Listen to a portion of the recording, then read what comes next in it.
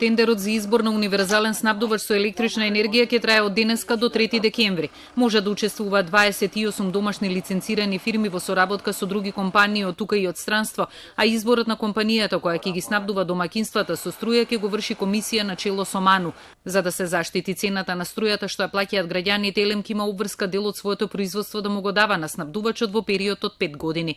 Корекции во цените нема да има, а ефтината тарифа на струјата ќе остане во постоечката форма. 40 до 50% значи од производството на ЕЛЕМ е доволно за задоволување на домаќинствата, тоа значи дека интересот на граѓаните е заштитен во следните 5 години.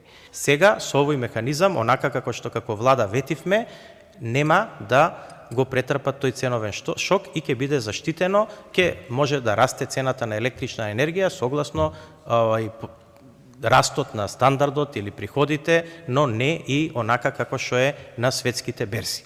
Малите фирми како пекари, фризерници, адвокатски канцеларии и други кои досега користе индустријска цена на струјата ќе мора да излезат на слободниот пазар, а тоа за нив, уверува владата, ќе значи помали сметки за струја. Освен што ние им даваме можност на домаќинствата, истовремено им даваме можност и на тие бизниси за да се снабдуваат со поевтина електрична енергија, што претhodно и не било така. Главните критериуми за да се добие бизнисот со снабдување на струја за домаќинствата се капитал на фирмата од 20 милиони евра, искуство во дејноста, способност за испорака на сметки и понудена цена за своите трошоци. Изборот треба да заврши до крајот на годината, а универзалниот снабдувач да почне со работа од 1 март. Во случај тендерот да пропадне, снабдувањето како и досега ќе го врши ЕВА на Македонија.